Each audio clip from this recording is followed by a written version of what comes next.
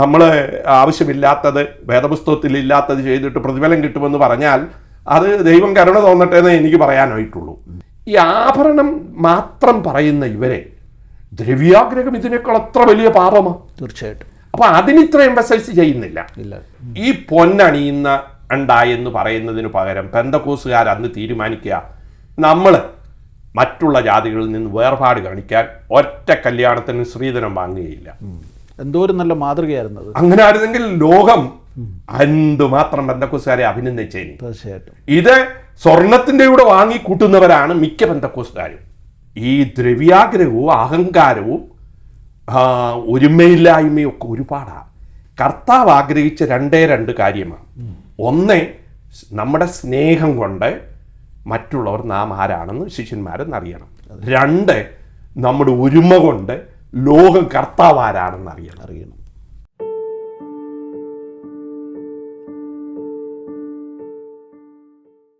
Hallelujah ന്യൂസിലേക്ക് എല്ലാവർക്കും ഒരിക്കൽ കൂടെ സ്വാഗതം. ഒരിക്കൽ കൂടെ പാസ്റ്റർ KC ചാക്കോയോടൊപ്പം ഇരിക്കുകയാണ്. സമീപകാലത്ത് കേരളത്തിൽ ഏറ്റവും വിവാദമായ, ആത്മീയ രംഗത്ത് വിവാദമായ ഒരു വിഷയമായിരുന്നു ആഭരണധാരണം എന്നുള്ളത്. കേരളത്തിലെ പെന്തക്കോസ്ത് സമൂഹം അതിൻ്റെ തുടക്കം മുതൽ ആഭരണ വിരോധം അവരുടെ ഉപദേശത്തിൻ്റെ ഭാഗമാക്കി കൊണ്ടു നടന്നിരുന്നു എന്നുള്ളത് യാഥാർത്ഥ്യമാണ്. അത് വേർപാടിൻ്റെ ഭാഗമായും ഉപദേശത്തിൻ്റെ ഭാഗമായും ഒക്കെ പഠിപ്പിച്ചു വന്ന ഒരു തലമുറയുണ്ടായിരുന്നു. പോകെ പോകെ പെന്തക്കോസ്ത് സഭ കേരളത്തിൽ നിന്ന് കേരളത്തിന് പുറത്തേക്ക് വ്യാപിച്ചപ്പോൾ ഇന്ത്യയിലെ മറ്റ് സംസ്ഥാനങ്ങളിലെല്ലാം തന്നെ കേരളത്തിലുള്ള ആഭരണ വിരോധികളായിട്ടുള്ള പെന്തക്കോസ്ത് സഭകൾ തന്നെ തങ്ങളുടെ സഭകൾ കേരളത്തിന് പുറത്ത് സ്ഥാപിച്ചപ്പോൾ ആ സഭകളിലുള്ള വിശ്വാസികൾ ആഭരണം ധരിക്കുന്നതിന് അനുവദിച്ചു. പിൽക്കാലത്ത് ജനങ്ങൾ വിദേശത്തേക്ക് പോയി, പ്രത്യേകിച്ച് അമേരിക്കയിലും യൂറോപ്യൻ രാജ്യങ്ങളിലുമൊക്കെ കുടിയേറി പാർത്ത മലയാളി പെന്തക്കോസ്ത് സമൂഹത്തിൽ അവരുടെ അടുത്ത തലമുറകൾ വന്നപ്പോൾ അവർ ആഭരണം ഉപയോഗിക്കുവാൻ തുടങ്ങി. ഇങ്ങനെയുള്ള ധാരാളം വിശ്വാസികൾ യൂറോപ്പിലെയും അമേരിക്കയിലെയും മലയാളി പെന്തക്കോസ്ത് സഭകളിൽ നമുക്ക് കാണുവാൻ സാധിക്കും. അപ്പോൾ കേരളത്തിൽ നമ്മൾ ഒരു വിഷയത്തിനു വേണ്ടി കടുംപിടുത്തം നടത്തുകയും എന്നാൽ കേരളത്തിന് പുറത്ത് അതിന് അയവ് കൊടുക്കുകയും ചെയ്യുന്ന ഒരു രീതി പെന്തക്കോസ്ത് സഭകൾ അനുവർത്തിച്ചു വന്നിരുന്നു. അത് സംബന്ധിച്ച ചോദ്യങ്ങൾ ഉണ്ടാകുമ്പോഴെല്ലാം നമ്മൾ അതിൽ നിന്ന് ഒഴിഞ്ഞു മാറുന്നു. എന്നാൽ സമീപകാലത്ത് അത് വലിയ ചർച്ചയാകുകയും വിവാദമാകുകയും ഒക്കെ ചെയ്തു. പെന്തക്കോസ്ത് വിശ്വാസികളും പെന്തക്കോസ്ത് ഇതരരായ ക്രൈസ്തവരും ഇനി ക്രൈസ്തവരല്ലാത്ത പെന്തക്കോസ്ത് സമൂഹത്തെക്കുറിച്ച് അറിയുവാനും പഠിക്കുവാനും താല്പര്യമുള്ള ആളുകളുമൊക്കെ ആ വിഷയം ചർച്ച ചെയ്തു. പ്രത്യേകിച്ച് ഈ സോഷ്യൽ മീഡിയയുടെ കാലഘട്ടത്തിൽ ഓരോ വിഷയങ്ങളും അതാത് കാലഘട്ടങ്ങളിൽ ധാരാളം ആളുകൾ ചർച്ച ചെയ്യത്തക്ക നിലയിലുള്ള പ്ലാറ്റ്ഫോമുകൾ ഉള്ളതുകൊണ്ട് ആ നിലയിൽ ചർച്ച ചെയ്യപ്പെടുന്നു. ഇപ്പോൾ വീണ്ടും ആ വിഷയം സംബന്ധിച്ച് പ്രമുഖമായ ഒരു പെന്തക്കോസ്ത് സഭയുടെ, കേരളത്തിലുള്ള ഒരു പെന്തക്കോസ്ത് സഭയുടെ സൂപ്രണ്ട്, അതിൻ്റെ തലപ്പത്ത് നിൽക്കുന്ന വ്യക്തി ഒരു വീഡിയോയിലൂടെ അതിനെ ന്യായീകരിച്ചുകൊണ്ട് രംഗത്ത് വന്നിട്ടുണ്ട്. ആ സാഹചര്യത്തിൽ എന്താണ് ബൈബിളിൽ ആഭരണത്തെക്കുറിച്ച് പറയുന്നത്? അത് ഒഴിവാക്കണമെന്നാണോ പറഞ്ഞിരിക്കുന്നത്? അല്ലെങ്കിൽ ആ ആഭരണ വിരോധം ബൈബിൾ മുന്നോട്ട് വെക്കുന്ന ആശയമാണോ?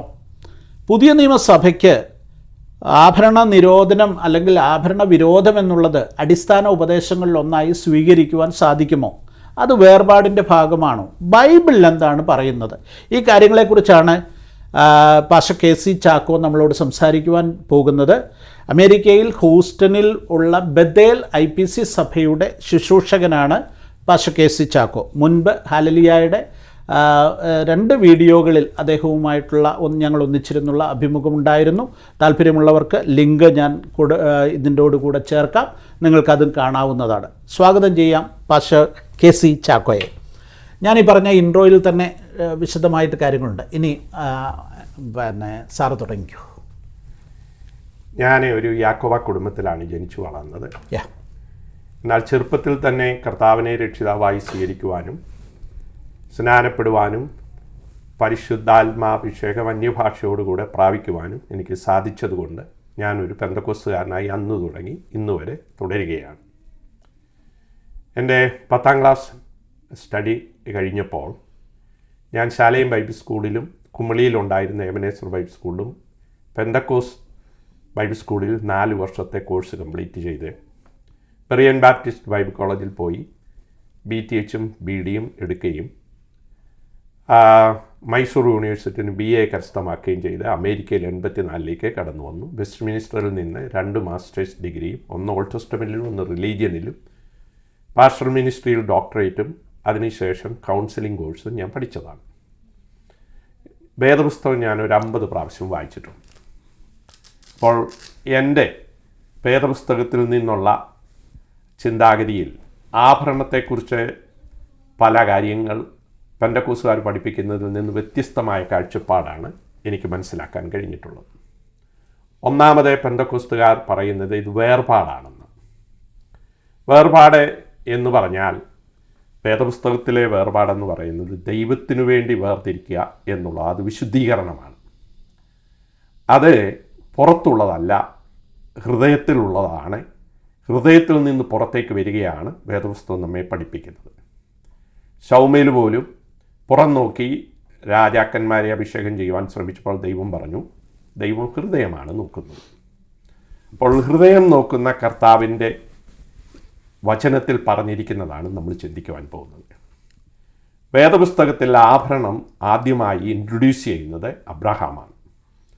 അബ്രഹാം തൻ്റെ മകൻ ഇസാക്കിനു വേണ്ടി ഭാര്യയെ എടുക്കുവാൻ പോയപ്പോൾ ഇഷ്ടം പോലെ ആഭരണം തൻ്റെ കാര്യസ്ഥൻ്റെ കയ്യിൽ കൊടുത്തുവിട്ടു. റബേക്ക വന്ന് വെള്ളം കോരി ആ കാര്യസ്ഥന് കൊടുത്തു കഴിഞ്ഞപ്പോൾ അദ്ദേഹം വലിയ തൂക്കമുള്ള മൂക്കുത്തിയും ആഭരണവും തന്നെ ധരിപ്പിച്ചു.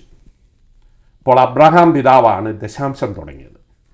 അതുപോലെ ആ ദശാംശം നമ്മൾ ഇപ്പോഴും കണ്ടിന്യൂ ചെയ്യുന്നുണ്ട്. അപ്പോൾ ദശാംശം തുടങ്ങിയത് അബ്രഹാമാ, അത് നമ്മൾ കണ്ടിന്യൂ ചെയ്യുന്നു. അതെ, ഇവിടെ ആഭരണവും അബ്രഹാമാ തുടങ്ങിയത്. അല്ലെങ്കിലും വിശ്വാസികളുടെ പിതാവാണല്ലോ അബ്രഹാം. അദ്ദേഹമാണ് ഈ ആഭരണം കൊടുത്തുവിടുന്നത്. അത് ധരിക്കുന്നത് തൻ്റെ മകൻ്റെ ഭാര്യയാണ്. അപ്പം 2ാം തലമുറ അത് ആഭരണം ധരിക്കുന്നുണ്ട്. 3ാം തലമുറയാണ് യാക്കോബ്. യാക്കോബ് ഭാര്യയെ എടുക്കുവാൻ വേണ്ടി ലാബാൻ്റെ ഭവനത്തിലേക്ക് കടന്നുപോയി. അവിടെ ചെന്നപ്പോൾ ലാബാന് വലിയ ദൈവിക വെളിപ്പാടൊന്നുമില്ല. അവന് ഗൃഹവിഗ്രഹമുണ്ടായിരുന്നു. അതെ. അപ്പോൾ അവരെ ലാബാൻ്റെ കുടുംബത്തിൽ നിന്ന് പോരുമ്പോൾ ഗൃഹവിഗ്രഹവും എടുത്തുകൊണ്ടാണ് പോരുന്നത്, മകള് പോരുന്നത്. അപ്പോൾ അവർക്കതൊരു വലിയ കാര്യമായിരുന്നു. അപ്പം അത് അവർക്കൊരു പ്രശ്നമായി തോന്നിയത് ബഥേലിലേക്ക് വന്നപ്പോഴാണ്. ആ വിഗ്രഹം മേ ബി ഒരു ഗോൾഡോ അങ്ങനെ എന്തെങ്കിലും വില കൂടിയ ലോഹമായിരിക്കും. അതോട് പറഞ്ഞിട്ടുണ്ട്. അവരെ ബഥേലിലേക്ക് പോകുവാൻ ദൈവം കൽപ്പിച്ചപ്പോൾ ദൈവം പറഞ്ഞു, നിങ്ങളുടെ ആഭരണം എന്നുള്ളത് അവിടെ കുണുക്കെന്നും ആഭരണമെന്നും ഒക്കെ പറഞ്ഞിട്ടുണ്ട്. അവിടെ വിഗ്രഹവും പറഞ്ഞിട്ടുണ്ട്. അപ്പോൾ വിഗ്രഹാരാധനയോട് ചേർന്നതാകൊണ്ടാണ് ജീവനുള്ള ദൈവത്തെ ആരാധിക്കുവാൻ പോയപ്പോൾ അതുകൊണ്ട് കരുവേലത്തിൻ്റെ കീഴിൽ കുഴിച്ചിട്ടത്.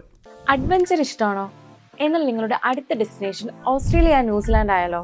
ഓസ്ട്രേലിയയിലെ vibrant cities, world famous Sydney Opera House, Gold Coast Great Barrier Reef എന്നിവയുടെ മനോഹാരിതയും, ന്യൂസിലാൻഡിലെ snow capped mountains, Milford Sound, crystal clear lakes, breathtaking landscapes എന്നിവയും ഒരേ ഒരു യാത്രയിൽ എക്സ്പ്ലോർ ചെയ്യാം. ഓരോ ഡെസ്റ്റിനേഷനും പുതിയ കാഴ്ചകളും പുതിയ അനുഭവങ്ങളും ലൈഫ് ലോങ് മെമ്മറി ആയിട്ട് സൂക്ഷിക്കാം. ഷൈലോ ട്രാവലിനൊപ്പം flights, hotels, guided sightseeing, transportation, experience tour managers എല്ലാം ഉൾപ്പെടുത്തിയ ഒരു സീംലെസ് ട്രാവൽ എക്സ്പീരിയൻസ്. ഇന്ന് തന്നെ www.shiloholidays.com വിസിറ്റ് ചെയ്യൂ.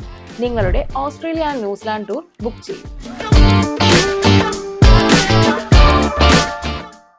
ഏറ്റവും പ്രധാനമായിട്ട് ആഭരണ വിരോധത്തിന് ഉപദേശം സ്ഥാപിക്കാൻ വേണ്ടി ഉപയോഗിക്കുന്ന ഒരു ഭാഗമാണ് ഇസ്രായേൽ മക്കളോട് ഈ ആഭരണം കരുവേലകത്തിൻ്റെ ചുവട്ടിൽ കുഴിച്ചിടാൻ പറഞ്ഞു എന്നുള്ള, അല്ലെങ്കിൽ അവരത് ചെയ്തു എന്നുള്ള ആ ഭാഗം. അത് വളരെ ശരിയാണ്. കാരണം ദൈവത്തെ അറിയാത്ത റാഹേലും ലേയുടെ മക്കളും കടന്നു വന്നപ്പോൾ ലാബാന്റെ ഭവനത്തിൽ നിന്ന് വിഗ്രഹം മോഷ്ടിച്ചുകൊണ്ടാണ്. അതിന് പ്രാധാന്യം കൽപ്പിക്കാൻ ദാൻ പുറകെ വന്നിട്ടും അത് ഒളിച്ചു വെച്ച് വളരെ ഭദ്രമായി സൂക്ഷിച്ചു കൊണ്ടുവന്നപ്പോൾ ദൈവത്തെ ആരാധിക്കാൻ പോയപ്പോൾ ആ വിഗ്രഹത്തോട് ചേർന്നുള്ള അവരെ കുണുക്കുകളും ആഭരണങ്ങളും, ആ കുണുക്കുകളിലൊക്കെ വിഗ്രഹ രൂപങ്ങൾ അല്ലെങ്കിൽ രൂപങ്ങളൊക്കെ സാധ്യതയുണ്ട്. അതുകൊണ്ടാണ് അവരത് കുഴിച്ചിട്ടത്. അല്ലാതെ ആഭരണം ധരിക്കാതിരുന്നെങ്കിൽ അബ്രഹാമാണ് പാപം ചെയ്തത് ആദ്യം. കാരണം തൻ്റെ മരുമകൾക്ക് കൊടുത്തുവിട്ടപ്പോൾ ദൈവം അബ്രഹാമിൻ്റെ പ്രാർത്ഥന കേട്ടാണ് റബേക്കയെ ആ തക്ക സമയത്ത് കാര്യസ്ഥന് കാണിച്ചു കൊടുക്കുന്നത്. കാര്യസ്ഥനും പ്രാർത്ഥിച്ച്, കാര്യസ്ഥനെ നമ്മൾ പരിശുദ്ധാത്മാവിനോട് തുലനം ചെയ്യുന്നത്, അവിടേക്ക് ഞാൻ വരുന്നുണ്ട്. അപ്പോൾ ആ വിധത്തിൽ വളരെ പ്രാർത്ഥനയുടെ ഫലമായി ലഭിച്ച പെൺകുട്ടിക്കാണ് ഇത് കൊടുക്കുന്നതെന്ന് ഓർത്തോണം. അതെ. അതുകൂടാതെ വേദപുസ്തകത്തിൽ പറഞ്ഞിട്ടുണ്ട്, യെരമ്യാ പ്രവചനം 2-ാം അധ്യായത്തിൽ പറഞ്ഞു, കന്യക തൻ്റെ ആഭരണം ഉപേക്ഷിക്കയില്ല. അപ്പോൾ ദൈവവചനത്തിലാണല്ലോ അത് പറഞ്ഞിരിക്കുന്നത്. യെശയ്യാ പ്രവചനത്തിൽ പറഞ്ഞിരിക്കുന്നു, മണവാളൻ തലപ്പാവും 61-ാം അധ്യായത്തിൻ്റെ 10-ാം വാക്യത്തിൽ മണവാട്ടി ആഭരണവും ധരിച്ചിരിക്കുന്നു. അപ്പോൾ ദൈവം അറിയുന്ന ഒരു കാര്യമാണ്, മണവാട്ടിക്ക് കന്യകയ്ക്ക് ആഭരണം താല്പര്യമുണ്ട്. അത് പാപമായിരുന്നെങ്കിൽ ദൈവം പാപം എന്ന് പറഞ്ഞേനെ. തീർച്ചയായിട്ടും. അപ്പോൾ ഒന്നാമത്തെ പ്രശ്നം, അവർ കരിവേലത്തിൻ്റെ കീഴിൽ കുഴിച്ചിട്ടതാണെങ്കിൽ ദൈവമക്കളാകാത്തൊരു കൂട്ടർ ദൈവത്തിലേക്ക് കടന്നു വന്നപ്പോൾ അവരുടെ പക്കലുണ്ടായിരുന്ന വിഗ്രഹങ്ങളോട് ചേർന്ന വിഗ്രഹവുമായി ബന്ധപ്പെട്ട കാര്യങ്ങളാണ് കരുവേലകത്തിൻ്റെ കീഴിൽ കുഴിച്ചിട്ടത്. ഇനിയും നമ്മൾ വരുമ്പോൾ ദൈവമാണ് കൽപ്പിച്ചത് ഇസ്രായേൽ മക്കളോട് ആരാധനയ്ക്ക് പോകാൻ. ഈ മിസ്രൈമിൽ നിന്ന് ഫറവോന്റെ അടുക്കൽ ചെന്ന് പറയേണ്ടത് യഹോവയെ ആരാധിപ്പാൻ മരുഭൂമിയിൽ അല്ലെങ്കിൽ ഉത്സവം കൊണ്ടാടാൻ വിട്ടയക്കണമെന്ന്. അപ്പൊ അങ്ങനെയുള്ള ജനങ്ങൾക്ക് അവർ വിട്ടുപോകുമ്പോൾ മിസ്രൈമിലെ സ്ത്രീകളോട് ആഭരണം ചോദിച്ചിട്ട് അത് ആൺമക്കളെയും പെൺമക്കളെയും ധരിപ്പിക്കണമെന്ന് ദൈവം കൽപ്പിച്ചു. ധരിപ്പിക്കണം എന്നുണ്ടോ? ഉണ്ട്. അത് ഞാൻ വായിച്ചു കേൾപ്പിക്കാം.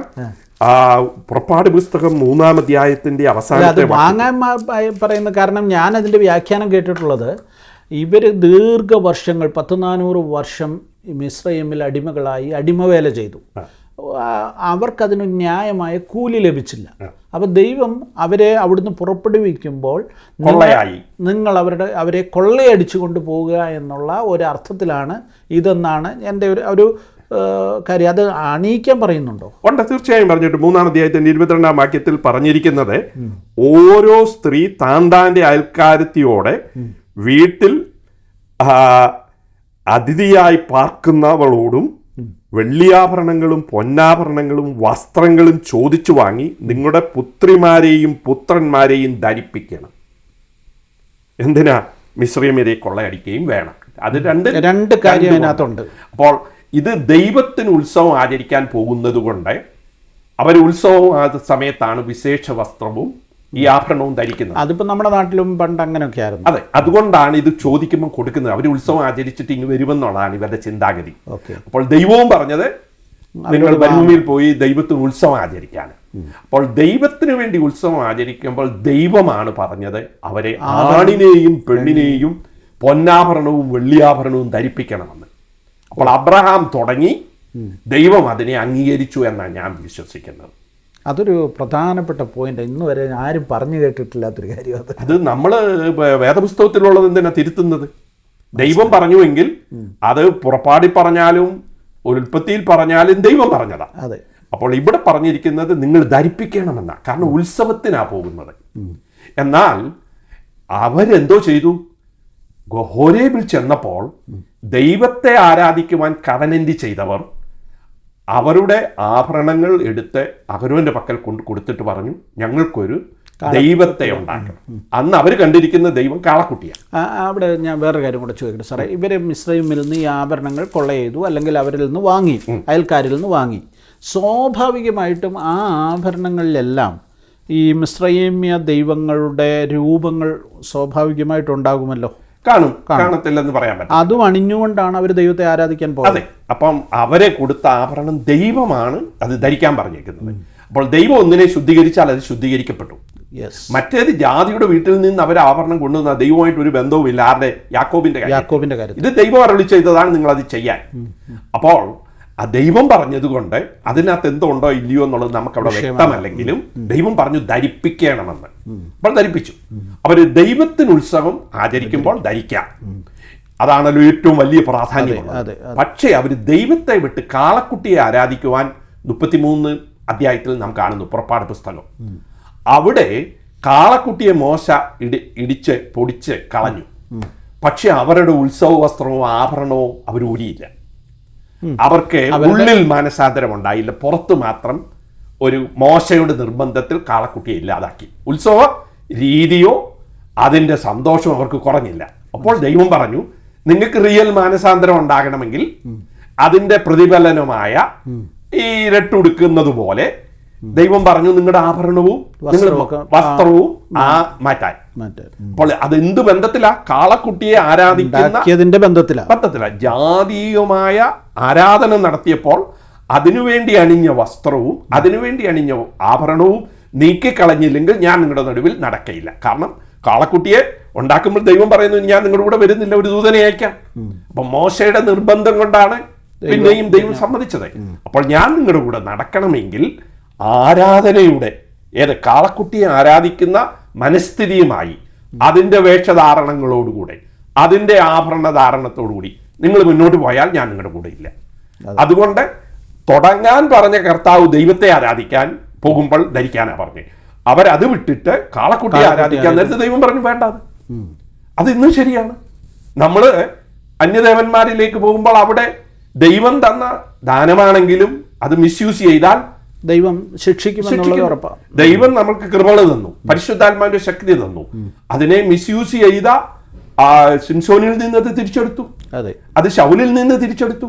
അത് ദാവീദ് പ്രാർത്ഥിച്ചു, കരഞ്ഞു പ്രാർത്ഥിച്ചു, നിന്റെ പരിശുദ്ധാത്മാവിനെ എടുക്കരുത് എന്ന്. അപ്പോൾ ദൈവം കൊടുത്ത അനുഗ്രഹം മിസ്യൂസ് ചെയ്യുമ്പോൾ തിരിച്ചെടുക്കാൻ വളരെ സാധ്യതയുണ്ട്. ഇവിടെ ദൈവം അത് തന്നെ പറഞ്ഞു, നിങ്ങൾക്ക് ഞാൻ എന്നെ ആരാധിക്കുവാൻ പോകുമ്പോൾ തന്ന അതേ വസ്തു നിങ്ങൾ മിസ്യൂസ് ചെയ്തത് കൊണ്ട് നിങ്ങളത് ഊരിക്കളയും എന്നല്ലാതെ വേറെ ഒന്നും നമ്മൾ കാണുന്നില്ല. അങ്ങനെ ആയിരുന്നുവെങ്കിൽ നമുക്ക് അടുത്ത അധ്യായത്തിൽ നാം വായിക്കുന്നത് പിന്നീട് അവർ ആഭരണം ഉപയോഗിച്ചില്ല എന്നൊരു വാക്യം അവിടെ ഇല്ലേ? അവിടെ ഉപയോഗിച്ചില്ല എന്ന് പറയുമ്പോൾ നമ്മളൊരു കാര്യം മനസ്സിലാക്കണം.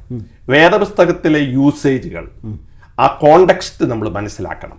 ആ കോണ്ടെക്സ്റ്റ് മനസ്സിലാക്കാതെ നമ്മളത് ഇന്റർപ്രറ്റ് ചെയ്താൽ പിശാച് പറഞ്ഞതുപോലെ നീ എടുത്തു ചാട്, നിന്നെ ദൂതന്മാരെ കാക്കും. അപ്പോൾ കർത്താവ് അതിനെ സമ്മതിച്ചില്ല. വേദപുസ്തകത്തിലെ വാക്യം ഉദ്ധരിച്ചോണ്ടേ കർത്താവ് പറഞ്ഞു അത് മാത്രമല്ല ദൈവത്തെ പരീക്ഷിച്ചുകൂടാന്നൂടെ വാക്യമുണ്ട്. അപ്പോൾ നാം ഇതിന്റെ ഓൾ കോണ്ടെക്സ്റ്റ് ആണ് എടുക്കേണ്ടത്. ഒരു വാക്യം പിടിച്ചാൽ നമ്മൾക്കൊരു വാക്യം കട്ട് ചെയ്ത് പറഞ്ഞാൽ ദൈവമില്ല, പക്ഷെ മൂഢന്റെ ഹൃദയത്തിൽ പറയുന്നു അത് കംപ്ലീറ്റ് ചെയ്യുന്നത്. അപ്പോൾ അങ്ങനെ നമുക്ക് എന്തും ഇന്റർപ്രറ്റ് ചെയ്യാം. ആ കോണ്ടെക്സ്റ്റിൽ അന്നു മുതൽ അവർ ധരിച്ചില്ലെങ്കിൽ പിന്നത്തെ അധ്യായങ്ങളിൽ നാം സമാഗമന കൂടാരത്തിന് വേണ്ടി ഉണ്ടാക്കാൻ വരുമ്പോൾ അവർ പൊന്നാഭരണങ്ങളാണ് കൊണ്ടുവരുന്നത്.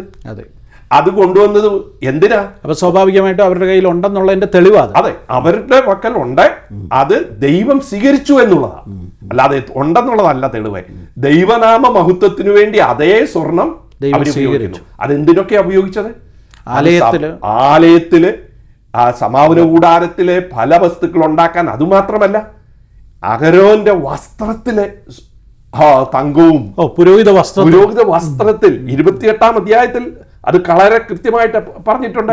അഹരോന്റെ വസ്ത്രത്തിൽ ഇതുപോലെയുള്ള ആഭരണം സ്വർണം വെച്ചു പിടിപ്പിക്കണമെന്ന്. സ്വർണ്ണപ്പതക്കം. സ്വർണ്ണപ്പതക്കം. അപ്പോൾ ദൈവം സ്വർണം വെറുക്കുന്നുവെങ്കിൽ പിന്നെ ഈ വസ്ത്രം നോക്കി അഹരോൻ നടക്കുന്ന ഉടനെ എന്തൊരു മനോഹരമായ വിശേഷ വസ്ത്രം ആണ് സ്വർണത്തോടു കൂടി ചേർന്ന് പണിയുന്നത്.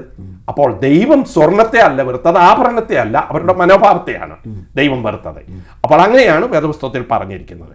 അതുകൂടാതെ നിങ്ങൾ നോക്കിക്കേ, നമ്മള് പഴയ നിയമത്തിലെ ഏറ്റവും വിശുദ്ധന്മാരൊരുവനാണ് ജോസഫ്. ജോസഫിന് പാപം ചെയ്യാൻ മടി കാണിച്ചു. ദൈവത്തോട് ഞാൻ ഒരിക്കലും പാപം ചെയ്യുകയില്ല എന്ന് പറഞ്ഞ വ്യക്തി ഫറവോൻ മോതിരം കൊടുത്തപ്പോൾ ഇട്ടു. അതാണ് 41-ാം അധ്യായത്തിൽ പറയുന്നത്. അത് പാപമാണെങ്കിൽ ചെയ്യത്തില്ല. അതുകൂടാതെ അതിനേക്കാൾ വെറും ആഹാരവും നെബൂഖദ്നേസറിന്റെ ആഹാരവും വീഞ്ഞും കുടിക്കയില്ല, അത് പാപമാണെന്ന് ചിന്തിച്ചവൻ ബെൽഷസ്സർ മാലയും മോതിരവും കൊടുത്തു എന്ന് പറഞ്ഞിരിക്കുന്നു. ദാനിയേൽ. അപ്പോൾ വിശിഷ്ട ശ്രേഷ്ഠന്മാരായ വിശുദ്ധന്മാർ മോതിരം ധരിച്ചു എന്ന് വേദപുസ്തകം പറയും. അവിടെ അല്ല, ദൈവമായ കർത്താവ് 2 പ്രാവശ്യം സാക്ഷ്യം പറയുന്ന യോബ് നീതിമാനായിരുന്നു, നിഷ്കളങ്കനായിരുന്നു, യഹോവ ഭക്തനായിരുന്നു എന്ന് പിശാചിനോട് പോലും പറഞ്ഞ് അത് തെളിയിച്ച കർത്താവ് അവന്റെ പരീക്ഷണം കഴിഞ്ഞപ്പോൾ സഹോദരന്മാരും കൂട്ടുകാരും കൊണ്ടുവന്ന് പൊന്നാണയവും പൊന്മോതിരവും കൊടുത്തു എന്നാണ് പറഞ്ഞത്. മോതിരം കൊടുത്തത് കാണാനല്ലല്ലോ, അതല്ല. അപ്പോൾ ഈ യോബും ആഭരണം ധരിച്ചു, മോർദെഖായിക്ക് മോതിരമിട്ടു, അതും വേറെ ദിവസം പറഞ്ഞിട്ടുണ്ട്. അപ്പോൾ ഭക്തന്മാരുടെ ലിസ്റ്റിൽ ജോസഫ്, പിന്നെ യോബ്, അത് കഴിഞ്ഞിട്ട് ദാനിയേല്, മോർദെഖായി, ഇങ്ങനെ ഇവരെല്ലാം ആഭരണം വിട്ടു. ഇനിയും സ്വർണ്ണ കിരീടമാണ് ആരൊക്കെ ധരിച്ചത്? ശൗല്, അത് കഴിഞ്ഞ് ദാവീദ്, അത് കഴിഞ്ഞ് ശലോമോൻ. നമുക്ക് ഉത്തമഗീതത്തിൽ പറഞ്ഞിരിക്കുകയാണ്, അവന്റെ വിവാഹ ദിവസം അവന്റെ അമ്മ ധരിപ്പിച്ച സ്വർണ്ണ കിരീടം. അപ്പൊ സ്വർണ്ണ കിരീടം. അപ്പോൾ അവന്റെ ഭാര്യയെ കുറിച്ച് കന്യകുമാര് പറയാ, ഞങ്ങൾ നിനക്ക് നല്ല മാലയുണ്ടാക്കി തരാം. സി, അപ്പോൾ സോലമോൻ മാത്രമല്ല, കാന്തകളും ധരിച്ചിരുന്നു, ആഭരണം ഉപയോഗിച്ചിരുന്നു എന്നുള്ളതിന്റെ തെളിവാണ്. അപ്പോൾ ആഭരണം എന്നുള്ളത് പാപമായിരുന്നു. അത് ഇവിടേക്ക് ഞാൻ വരിക. അപ്പോൾ അതുമാത്രമല്ല, സഭയെ റെപ്രസെന്റ് ചെയ്യുന്ന ഒരു സങ്കീർത്തനമാണ് 45-ാം സങ്കീർത്തനം, മശിഹൈക സങ്കീർത്തനം എന്നാ പറയുന്നത്. അത് കല്യാണത്തിനെല്ലാം നമ്മൾ വായിക്കുകയും ചെയ്യും. പക്ഷെ അവിടെ പറഞ്ഞിരിക്കുന്ന സ്വർണം ധരിക്കുക എന്നല്ല, ഏറ്റവും വിശേഷമായ ഓഫീർ തങ്കം അണിയുന്നു, വില കൂടിയ തങ്കം. അതുകൂടാതെ അവളുടെ വസ്ത്രങ്ങൾ പൊൻകസവോട് കൂടിയതെന്നാണ്. അതുകൊണ്ട് അപ്പോൾ ഇതൊക്കെ നമ്മൾ വായിച്ചു വിടും കല്യാണത്തിന്. പക്ഷേ ഒരു മോതിരം ഇടുമ്പോഴത്തേനും അത് വലിയ പാപമാകും. ഈ വിശേഷ വസ്ത്രം എന്നും അവിടെ പറഞ്ഞിട്ടുണ്ട്. ഒരു ഭയങ്കര വിശേഷ വസ്ത്രം ധരിച്ചിരുന്നു കല്യാണത്തിന്. അപ്പോൾ നമ്മുടെ കാഴ്ചപ്പാടല്ലായിരുന്നു പഴയ നിയമ വിശുദ്ധന്മാരിൽ ഉണ്ടായിരുന്നത്. അപ്പോൾ അവരുടെ ജീവിതത്തിൽ ഈ ഭക്തന്മാരെ ആഭരണം ധരിച്ചിട്ട് അവരിൽ പരിശുദ്ധാത്മാവ് നഷ്ടപ്പെട്ടില്ല. ദാവീദിൽ പരിശുദ്ധാത്മാവ് ഉണ്ടായിരുന്നു.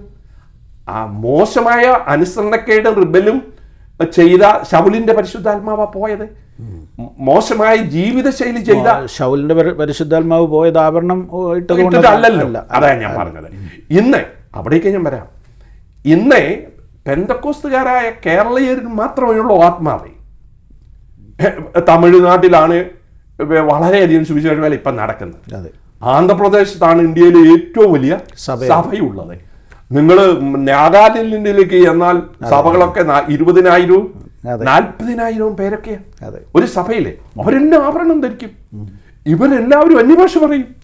അപ്പോൾ ആഭരണം പാപമായിരുന്നെങ്കിൽ ഈ അന്യഭാഷ അവരിൽ നിന്ന് വിട്ടുപോകണമല്ലോ. കാരണം പാപമായ ഒരു സംഗതി നാം ചെയ്യുമ്പോൾ നമ്മുടെ ജീവിതത്തിൽ രണ്ടും കൂടെ ഒന്നിച്ചു പോകാൻ പറ്റത്തില്ല.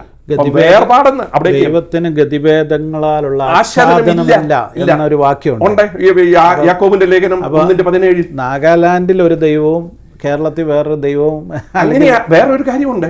ഈ നേതാക്കന്മാർ ഈ ആഭരണം ധരിക്കരുതെന്ന് പറയുന്ന, ഞാൻ സംഘടനയുടെ പേര് പറയാൻ പോവാ, അതെന്നോട് ക്ഷമിക്കുക.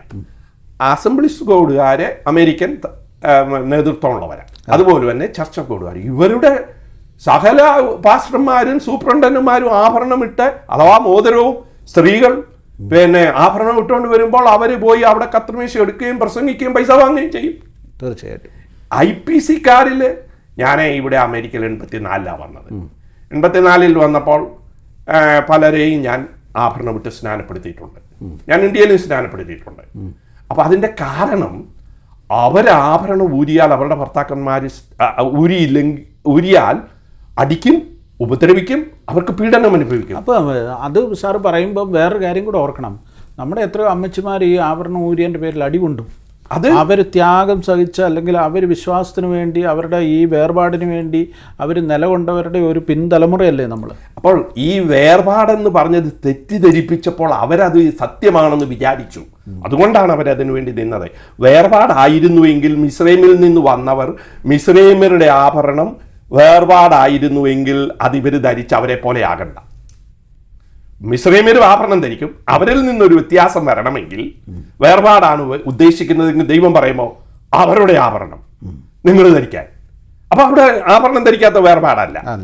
പിന്നെ ആരോ പറയുന്നത് ഞാൻ കേട്ടു, ഇതൊരു പ്രതിഷ്ഠയാണെന്ന്. പ്രതിഷ്ഠയാകാം. ഞാൻ തീരുമാനിക്കുക, ഞാൻ ദൈവനാമത്തിന് വേണ്ടി ആഭരണം ഉപയോഗിക്കുന്നില്ല, ദൈവനാമത്തിന് വേണ്ടി ചെരുപ്പിടുന്നില്ല. പിന്നെ ചെരുപ്പിടുന്നില്ല, ഞാൻ ഇനി മദ്യം കുടിക്കുന്നില്ല, ഞാൻ ഇറച്ചി തിന്നുന്നില്ല, ഞാൻ ദൈവനാമത്തിന് വേണ്ടി അല്ലയോ നമ്മൾ ഉപവസിക്കുമ്പോൾ ഇറച്ചി തിന്നാത്തത്, അല്ലെങ്കിൽ വലിയ ഭക്ഷണം കഴിക്കാത്തത്. അപ്പോൾ ദൈവനാമത്തിനു വേണ്ടി നാം എന്ത് ചെയ്താലും അത് വ്യക്തിപരമായ തീരുമാനമാണ്. അത് ഉപദേശമല്ല, അത് അടിച്ചേൽപ്പിക്കാൻ പറ്റുകയില്ല. അത് വേദപുസ്തകത്തിൽ എങ്ങും പറഞ്ഞിട്ടുമില്ല. കാരണം എൻ്റെ കൺവിക്ഷൻ അല്ല, ഓവറാണ് കൺവിക്ഷൻ. കാരണം ഞാൻ പ്രാർത്ഥിക്കുമ്പോൾ ചിലര് മുട്ടുമടക്കിയിരുന്ന് പ്രാർത്ഥിക്കും, ചിലര് നടന്ന് പ്രാർത്ഥിക്കും, ചിലര് മുട്ടിന്മേൽ നിന്ന് പ്രാർത്ഥിക്കും. പക്ഷേ വേദപുസ്തകത്തിൽ ഇതിനെല്ലാം കർത്താവ് അംഗീകരിക്കുന്നു. അതെ. അപ്പോൾ നമ്മുടെ ജീവിതത്തിൽ പ്രതിഷ്ഠയാണെങ്കിൽ അത് വ്യക്തിപരമായിരിക്കണം. അത് ഉപദേശമാകാൻ പാടില്ല, അടിച്ചേൽപ്പിക്കാൻ പാടില്ല, അതൊന്നും പ്രതിഷ്ഠയല്ല. അത് ഉപദേശത്തിൻ്റെയും വേർപാടിൻ്റെയും ഭാഗമാണെന്ന് പറഞ്ഞതുകൊണ്ടാണ് അമ്മച്ചിമാരെ ഈ അടി കൊണ്ടിട്ട് അതേറ്റെടുത്തത്. അതിന് ദൈവം അവരോട് ദയ തോന്നട്ടെ എന്നേ എനിക്ക് പറയാനുള്ളൂ. അല്ലാതെ അതിന് നമ്മൾ ആവശ്യമില്ലാത്തത്, വേദപുസ്തകത്തിൽ ഇല്ലാത്തത് ചെയ്തിട്ട് പ്രതിഫലം കിട്ടുമെന്ന് പറഞ്ഞാൽ അത് ദൈവം കരുണ തോന്നട്ടെ എന്നേ എനിക്ക് പറയാനായിട്ടുള്ളൂ. അപ്പോൾ നമ്മുടെ ജീവിതത്തിൽ നാം മനസ്സിലാക്കേണ്ടത്, പഴയ നിയമത്തിൽ ഈ യെശയ്യാ പ്രവചനം 3-ാം അധ്യായം നിങ്ങൾ പഠിച്ചു നോക്കിയാൽ അവിടെ ഈ ആഭരണത്തെക്കുറിച്ച് പറഞ്ഞിട്ടുണ്ട്. അവിടെ വലിയൊരു ലിസ്റ്റ്, പാപങ്ങളുടെ ലിസ്റ്റ് പറഞ്ഞിട്ടുണ്ട്. അതിൽ ഒന്നാമത് പറഞ്ഞ് സിയോൻ പുത്ത് നിഗളിച്ച് നടക്കുന്നെന്ന. അവിടെ അതിൻ്റെ തുടക്കം 3-ാം അധ്യായത്തിൻ്റെ 16-ാം വാക്യം. അത് പറയുന്ന ഉടനെ അവിടെ വലിയൊരു പാപ ലിസ്റ്റുണ്ട്. അത് അവിടെ അല്ല തുടങ്ങിയത്. 1-ാം അധ്യായത്തിൽ പറയുന്നത് കാളയേക്കാൾ കഴുതയേക്കാൾ ദൈവജനം അധപ്പതിച്ചു. 2-ാം അധ്യായത്തിൽ പറയുന്നു അവർ ജാതികളെ പോലെ ലക്ഷണം നോക്കുന്നു, അവർ ജാതിയുടെ ദൈവത്തിലേക്ക് തിരിഞ്ഞിരിക്കുന്നു. അങ്ങനെയുള്ളവർ അഹങ്കാരികളായി, അവർക്ക് യാതൊരു വിധമായ താഴ്മയുമില്ല. അവർ വസ്ത്രം ധരിക്കുന്നതിലും ഈ പുറമേയുള്ളതിലും നിഗളിച്ച് ജീവിക്കാൻ നടന്നു, ഡംഭം കാണിക്കുന്നു. അപ്പൊ അതിന് വിരോധമായിട്ടാണ് പറയുന്നത്, അല്ലാതെ ഒരു സ്ത്രീയോടല്ല പറയുന്നത്. സിയോൻ പുത്രി എന്ന് പറയുന്നത് യെരൂശലേമിനെയാണ് റെപ്രസെന്റ് ചെയ്യുന്നത്. അല്ലെങ്കിൽ അവിടുത്തെ സ്ത്രീകളാണെന്ന് അങ്ങ് ധരിച്ചു. ധരിച്ചാൽ പോലും അത് ഒരൊറ്റ വ്യക്തികളോടല്ല, എല്ലാവരെയും ഉൾപ്പെടുത്തി. ഇസ്രയേൽ നിവാസികളെന്ന സകല ജനങ്ങളെ ഉൾപ്പെടുത്തി. അതാണും പെണ്ണും സകലരും അവിടെ ഉണ്ട്. അപ്പോൾ അത് നമ്മളൊരു വ്യക്തിയായിട്ട് ഒരുത്തൻ ആഭരണമിട്ട് അങ്ങനെ നടക്കുന്നു എന്നുള്ളതാണ്. അപ്പോൾ ഇവിടെ ഒരു പ്രശ്നമുണ്ട്. ഈ ആഭരണം മാത്രം പറയുന്ന ഇവരെ ദ്രവ്യാഗ്രഹം ഇതിനേക്കാൾ അത്ര വലിയ പാപമാണ്. തീർച്ചയായിട്ടും. അപ്പൊ അതിനിത്ര എംഫസൈസ് ചെയ്യുന്നില്ല. കർത്താവ് നമ്മുടെ ലോകത്തിലേക്ക് വന്നപ്പോൾ താൻ ലളിത ജീവിതം ചെയ്തു. അത് ജനനം തുടങ്ങി മരണം വരെ അങ്ങനെയാണ് ചെയ്തത്. അതാണ് നമ്മൾക്ക് മാതൃകയായി എടുക്കേണ്ടതെങ്കിൽ എല്ലായ്പ്പോഴും ദൈവം സമ്പന്നനായിരിക്കെ നമ്മളെ ഉയർത്താൻ വേണ്ടി, നമ്മളെ സമ്പന്നരാക്കാൻ വേണ്ടി അവൻ ദരിദ്രനായ കൃപയെന്നാ പറഞ്ഞേക്കുന്നത്. നമ്മൾ ദരിദ്രരായിരുന്നപ്പോൾ പിന്നെ ആഭരണം നമ്മൾക്ക് ബുദ്ധിമുട്ടായിരുന്നത് കൊണ്ടല്ല നമ്മൾ എടുക്കാഞ്ഞത്.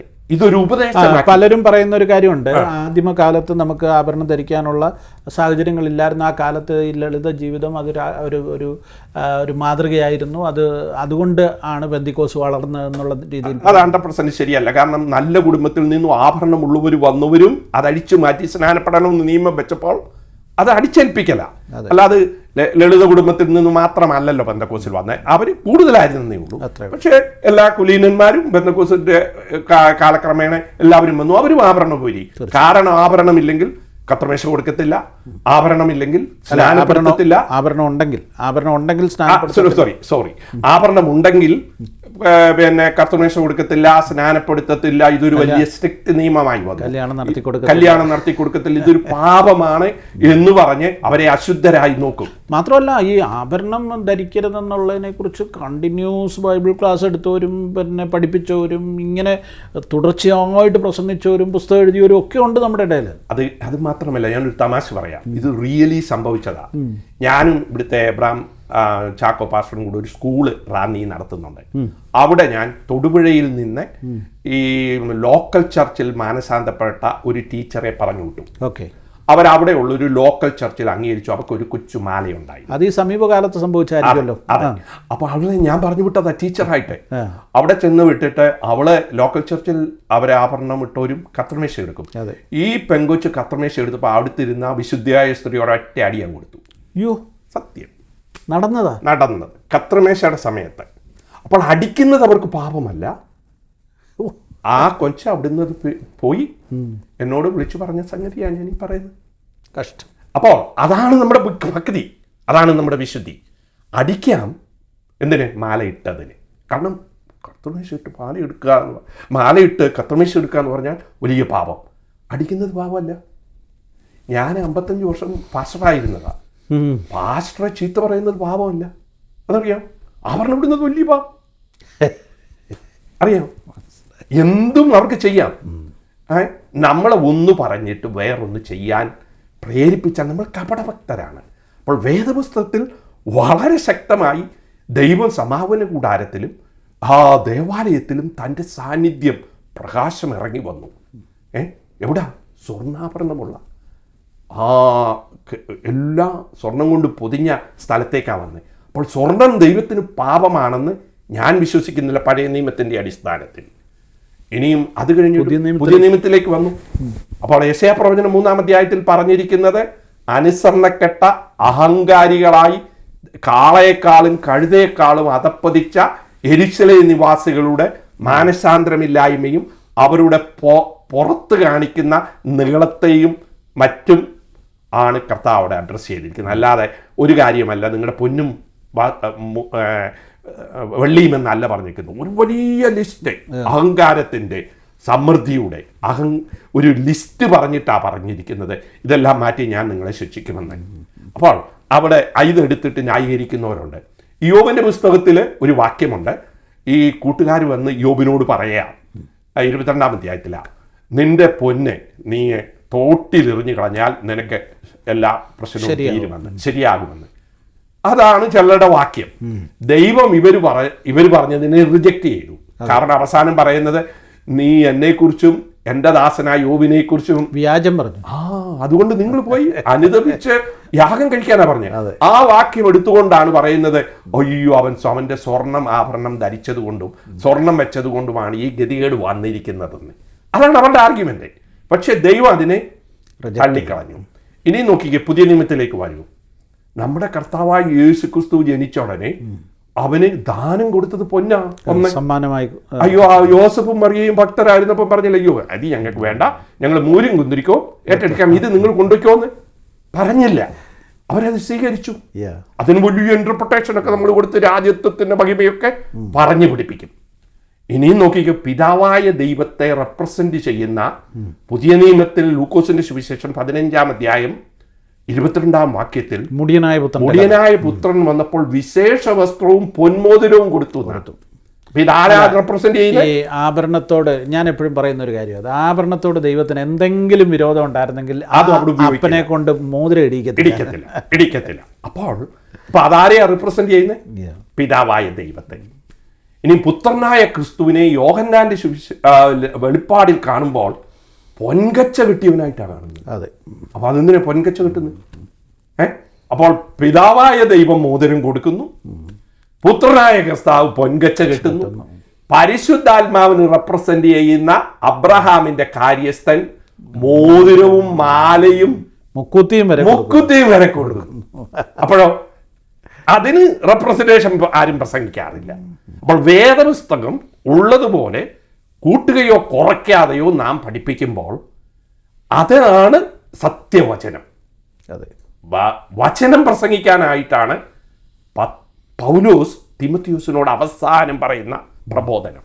നമ്മൾ വചനം പ്രസംഗിക്കുന്നതിന് പകരം നമ്മൾ ആരെങ്കിലും പറഞ്ഞു പിടിപ്പിച്ചത് അതിനോട് ചേരുന്നതിനെ അടിസ്ഥാനപ്പെടുത്തി മുറിവാക്യങ്ങൾ എടുത്ത് അതിനെ തെളിയിക്കാൻ നോക്കുന്നതാണ് നമ്മുടെ പ്രധാനപ്പെട്ട കാര്യങ്ങൾ. അപ്പോൾ നോക്കിക്കേ, പിതാവായ ദൈവത്തെ റെപ്രസെന്റ് ചെയ്യുന്ന മുടിയൻ പുത്രന്റെ പുത്രനെന്ന് നാം വിളിക്കുന്ന ആ മനുഷ്യന്റെ പിതാവിന്റെ സ്നേഹത്തിൽ ദാനത്തിൽ അവനെ യഥാസ്ഥാനപ്പെടുത്തിയപ്പോൾ മോതിരവും വിശേഷ വസ്ത്രവും കൊടുത്തു.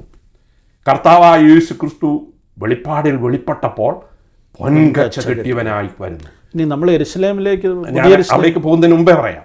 ഇനിയും ഇത് കഴിഞ്ഞിട്ട് തെറ്റിയ ലവോദിക്യ സഭയോട് പറയാ, നീ ഇപ്പോൾ ദരിദ്രനാണ്, അരിഷ്ടനാണ്, കുരുടനാണ്, പക്ഷെ നീ സമ്പന്നനാണെങ്കിൽ എന്നോട് പൊന്ന് വിലയ്ക്ക് വാങ്ങുവാൻ. അപ്പം പൊന്നിത്രയും മോശമായിരുന്നെങ്കിൽ എന്തിനാ ദൈവം അതാ പറയുന്നത്? നീ എന്നോട് വിലയ്ക്ക് വാങ്ങാൻ. പണ്ട് മിസ്രൈമ്യരുടെ കയ്യിൽ നിന്ന് വാങ്ങിച്ചോളാനാ പറഞ്ഞത്. ഇപ്പം പറയുന്നത് തമ്പുരാന്റെ കയ്യിൽ നിന്ന് ആലങ്കാരികമാ. പക്ഷേ അവിടെ ഒരു അർത്ഥമുണ്ട്. പൊന്നിനെ ദൈവം എന്ത് ചെയ്യുന്നില്ല? മാറ്റുന്നില്ല, വെറുക്കുന്നില്ല. അതിനെ പ്രാധാന്യമുള്ളതായി കർത്താവ് കാണുന്നു. ഇനിയും യാക്കോബ് പറയുന്ന ശ്രദ്ധയിലെ, നിങ്ങളുടെ ഇടയിൽ ഒരുത്തൻ വിശേഷ വസ്ത്രവും പൊന്മോതിരവും ധരിച്ചു വന്നാൽ അവന് മുഖ്യസ്ഥാനം കൊടുത്ത് പാവപ്പെട്ടവനോട് കാൽ കീഴ് ഇരിക്കാൻ പറയരുതെന്നേ പറഞ്ഞോളൂ. പൊന്മോതിരം ധരിച്ചവനെ പൂർത്തിയാക്കാൻ പറഞ്ഞു. അകത്ത് കയറ്റണം എന്ന് പറഞ്ഞില്ല. അപ്പോൾ 1-ാം നൂറ്റാണ്ടിലെ സഭയിൽ പൊന്മോതിരവും വിശേഷവസ്ത്രവും ധരിച്ചു വരുന്നവരുണ്ടായിരുന്നു, പണക്കാരുണ്ടായിരുന്നു. അവർ കർത്തൃമേശം നടത്തിയപ്പോൾ അവരാഹാരം കഴിച്ചു പോയി.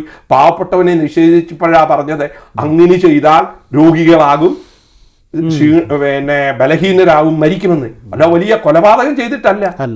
അപ്പോൾ അവിടെ അവഗണിച്ചത് കൊണ്ടാണ്. അപ്പോൾ ദൈവത്തിന്റെ ഹൃദയം അതാ. ഇവിടെയും പറഞ്ഞിരിക്കുന്നത് പൊന്നാഭരണം ധരിച്ചവനെ മുഖ്യസ്ഥാനം കൊടുക്കരുത്, പാവപ്പിടിച്ചവനെ താഴ്ത്തിക്കെട്ടരുത്. അല്ലാതെ പൊന്നാഭരണത്തിനെതിരെ അവിടെ യാക്കോബ് പറയുന്നില്ല. അപ്പോൾ പിതാവായ ദൈവത്തെ റെപ്രസെന്റ് ചെയ്യുന്ന പിതാവ് കൊടുക്കുന്നു, യേശു ക്രിസ്തു പരക്കച്ച കിട്ടുന്നു, പരിശുദ്ധാത്മാവിനെ റെപ്രസെന്റ് ചെയ്ത അബ്രഹാമിന്റെ കാര്യസ്ഥൻ ഇഷ്ടം പോലെ സ്വർണം അവർക്ക് മരുമകൾക്ക് കൊടുക്കുന്നു. അപ്പോൾ പിതാവും പുത്രനും പരിശുദ്ധാത്മാവും എന്ന് നമ്മൾ റെപ്രസെന്റ് ചെയ്യുന്ന ആരും തന്നെ ഈ പൊന്നിനെ വിരോധിച്ചിട്ടില്ല. ഇനി മുന്നോട്ട് വാ, സ്വർഗത്തിലേക്ക് നോക്കാം. വെളിപ്പാട് പുസ്തകം അവസാനത്തിലേക്ക് വാ. 24 മൂപ്പന്മാരും പൊൻകിരീടം ധരിച്ചവരാ. അതാരാ കൊടുത്തത്? അത് കൊടുത്തത് അവരിവിടെ നിന്ന് പോയപ്പോൾ ആരും ഒന്നും കൊടുത്തു വിട്ടില്ലല്ലോ. ആരാ കൊടുത്തത്? ദൈവം തമ്പുരാനാ കൊടുത്തത്. പിതാവായ ദൈവം മോതിരമാണ് അവിടെ കൊടുത്തതെങ്കിൽ സ്വർഗത്തിൽ ചെല്ലുമ്പോൾ പൊൻകിരീടമാണ് കൊടുക്കുന്നത്. അതോ നമ്മളും അതൊക്കെ പ്രതീക്ഷിച്ചാ പോകും. അതെ, ഇനി അങ്ങോട്ട് പോയി 21-ാം അധ്യായത്തിൽ പോകുമ്പോൾ നമുക്ക് കാന്തയ്ക്ക് താമസിക്കാനുള്ള സ്ഥലം ലോകത്തിലെ ഏറ്റവും വിശേഷമായ എന്തുകൊണ്ടാ? രത്നങ്ങൾ കൊണ്ടാണ് അടിസ്ഥാനം വരെ പണിയുന്നത്. വീതികളൊക്കെ സ്വർണ്ണവീതികളാണെന്നാണ് പറഞ്ഞിരിക്കുന്നത്.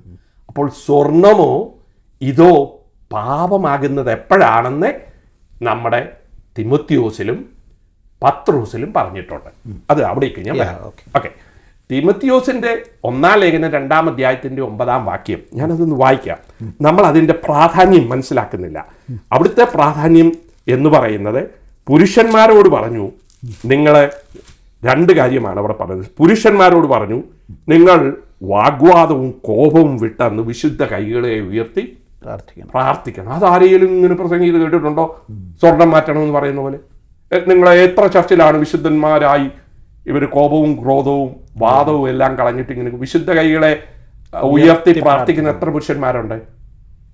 വളരെ കുറച്ചേ ഞാൻ കാണാറുള്ളൂ. കൈ ഉയർത്തി ഹല്ലേലൂയ പറയാൻ പറഞ്ഞാൽ 3 പ്രാവശ്യം പറഞ്ഞാൽ അതല്ലാതെ അത് ആരും പ്രസംഗിക്കുന്നില്ലല്ലോ. അത് പറഞ്ഞിട്ടാ മറ്റേത് പറയുന്നത്. അവിടെ പറഞ്ഞിരിക്കുന്നത് എന്താന്ന് നോക്കേ, ഔവണ്ണം സ്ത്രീകളും യോഗ്യമായ വസ്ത്രം ധരിച്ച് ലജ്ജാശീലത്തോടും സുബോധത്തോടും കൂടെ തങ്ങളെ അലങ്കരിക്കണം. അപ്പൊ അടുത്ത വിഷയം എന്താ? നിങ്ങൾ എങ്ങനെ ആയിരിക്കണം? നിങ്ങൾ വളരെ കാര്യമായി നല്ല വിവേകം വേണം, നിങ്ങൾക്ക് താഴ്മ വേണം, നിങ്ങൾക്ക് ലജ്ജാശീലം വേണം എന്ന്. അങ്ങനെ നിങ്ങൾ സൽപ്രവൃത്തികളെ കൊണ്ട്, താഴോട്ട് പറയാണ്, ഉചിതമാവണ്ണം സൽപ്രവൃത്തികളെ കൊണ്ട് അലങ്കരിക്കണം. അപ്പോൾ അവിടുത്തെ വിഷയം അവരുടെ ജീവിതത്തിൽ സൗമ്യത, അവരുടെ ജീവിതത്തിൽ വിവേകം, ലജ്ജാശീലം, സൽപ്രവൃത്തി വേണം. എന്തല്ല വേണ്ടത്? പ്രാധാന്യം കൊടുക്കേണ്ടത് വസ്ത്രം, തലമുടി, പിന്നെ പൊന്ന്. അതിനല്ല നിങ്ങൾ പ്രാധാന്യം കൊടുക്കേണ്ടത്, ഈ നിങ്ങളുടെ ജീവിതത്തിന്റെ ശ്രേഷ്ഠതയ്ക്കാണ്. അത് എവിടെ കൃത്യമായ പത്രോസ് പറയുന്നത്. അല്ല സാറേ, അവിടെ തന്നെ ഒരു കാര്യം കൂടെ, ഈ വസ്ത്രവും തലമുടി പിന്നുന്നതും പൊന്നണിയുന്നതും ഈ 3 കാര്യമാണ് പറയുന്നത്. നമ്മൾ അതിനകത്തുനിന്ന് പൊന്ന് മാത്രം എടുത്തേക്കുക. തലമുടി പിന്നെ ആര് വന്നാലും ഒരു പ്രശ്നമില്ലല്ലോ. അല്ല, അത് അവിടേക്ക് ഞാൻ വരികയാണ്. അതിന്റെ കാരണം നമ്മുടെ ജീവിതത്തിൽ നമുക്ക് വേണ്ടുന്നത് മാത്രമാണ് നമ്മൾ കൂടുതലും പിക്ക് ചെയ്തെടുക്കുകയാണ്.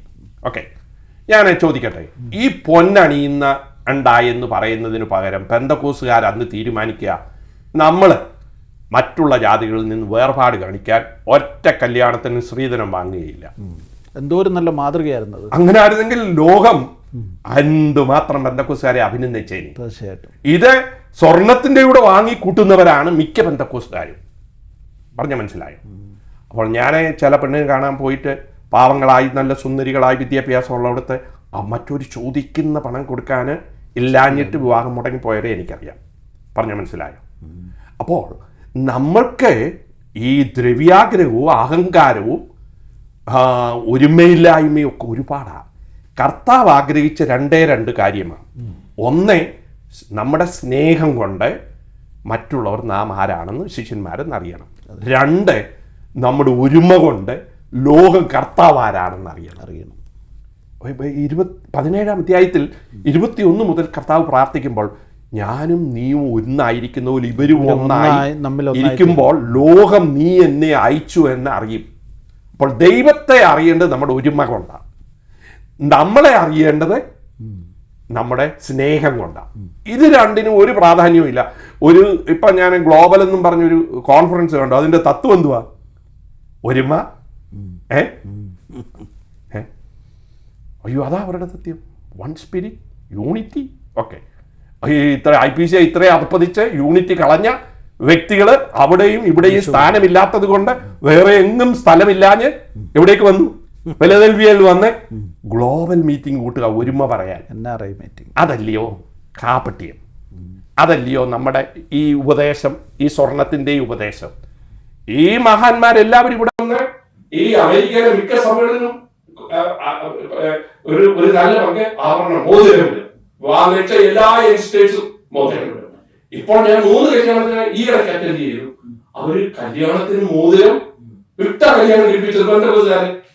അപ്പൊ അതിൽ നീ നടക്കും, നാളെ അത് വരും. ഇവരൊക്കെ നോക്കി നിൽക്കും.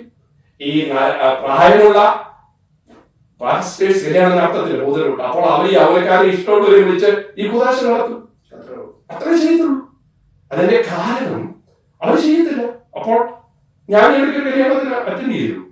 28 വയസ്സുള്ള ഒരു പയ്യൻ, അത്രയും പ്രായമുള്ള ഉപദേശിമാർ ഇരിക്കുമ്പോൾ എന്നോട് ചോദിച്ചു, പക്ഷെ എനിക്കിപ്പോൾ നിൽക്കാൻ പറ്റത്തില്ല, കേൾക്കാൻ പറ്റത്തില്ല. അപ്പൊ ഞാൻ പറഞ്ഞു, എനിക്ക് കല്യാണം കഴിപ്പിക്കണമെങ്കിൽ ഒരു ടേബിൾ വേണം, അവിടെ ഇല്ലാതെ സൗകര്യമില്ലായിരുന്നു. അതുകൊണ്ട് ഞാൻ നടത്തിയില്ല. അപ്പോൾ ഒരു 28 വയസ്സുള്ള ഒരു പയ്യനാണെന്ന് അനേക പ്രായമുള്ള, ഞാൻ പേര് പറയുന്നില്ല, വളരെ സ്ഥാനമുള്ള പിതാക്കന്മാരിരിക്കും ഈ പയ്യൻ കല്യാണം കഴിപ്പിച്ചിട്ട് പോയി. അതാണ് ഇന്നത്തെ നമ്മുടെ സ്ഥിതി.